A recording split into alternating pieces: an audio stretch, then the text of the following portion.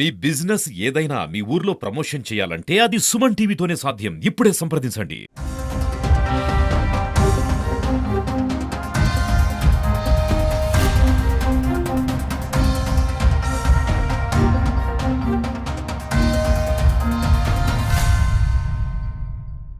ఆధ్యాత్మిక రాజధాని తిరుమల తిరుపతి దేవస్థానాలు. కోట్లాది మంది హిందువులకు ఆరాధ్య దైవం వెంకటేశ్వర స్వామి. ఎవరైనా సరే టీటీడీ మీద కానీ, వెంకటేశ్వర స్వామి మీద కానీ, టీటీడీ అనుబంధ సంస్థల మీద కానీ ఆధారాలు లేకుండా రాజకీయ ప్రయోజనాల కోసం ఎవరైనా అసత్య ఆరోపణలు చేస్తే మాత్రం తిరుమల తిరుపతి దేవస్థానాలు చాలా కఠినంగా మేము ఉండబోతున్నాం. నేనైతే చెప్తున్నా, భవిష్యత్తులో ఎవరైనా సరే టీటీడీ మీద ఆరోపణలు చేస్తే కేసులు నమోదు చేస్తాం మేము. నిన్ననే తిరుమల తిరుపతి దేవస్థానం ధర్మకర్తల మండలి సభ్యుడిగా ఎస్వి యూనివర్సిటీ పోలీస్ స్టేషన్లో కంప్లైంట్ ఇవ్వడం జరిగింది. మొన్న 2 రోజుల ముందుకు ఎస్పీ గారిని కలిసి నేను కూడా అక్కడ వారికి చెప్పడం జరిగింది.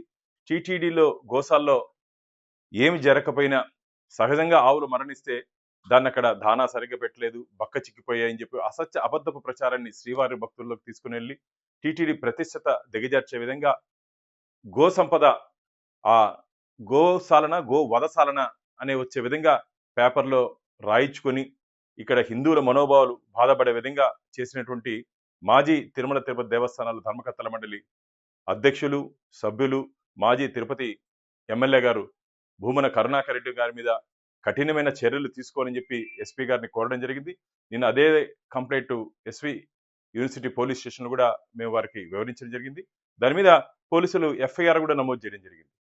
ఇది ఖచ్చితంగా భగవంతుడి మీద అసత్య మాటలు మాట్లాడే వారికి ఒక గుణపాఠంగా కావాలని చెప్పి నేను భావిస్తూ, దీంట్లో పోలీస్ అధికారులు పెట్టినటువంటి సెక్షన్లు కూడా బిఎన్ఎస్ 353(1), అలాగే 299 ఐటీ యాక్టివ్. ఎందుకంటే ఈ సోషల్ మీడియాలో విష ప్రచారం, భగవంతుడి మీద, గోవుల మీద, గోమాతల మీద ఒక విష ప్రచారాన్ని ప్రజల్లోకి, భక్తుల్లోకి తీసుకుని వెళ్ళారు. కాబట్టి యాక్టివ్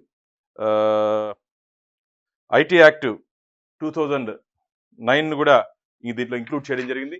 కాబట్టి ఎఫ్ఐఆర్ రాబో రోజుల్లో ఇదొక బ్రహ్మాస్త్రం మారిగా ఎవరైనా అసత్య ఆరోపణలు ఆధారం లేకుండా టీటీడీ మీద చేస్తే మాత్రం జరగబో పరిణామాలు చాలా తీవ్రంగా ఉంటే చాలా కఠినంగా ఉండబోతున్నాయి.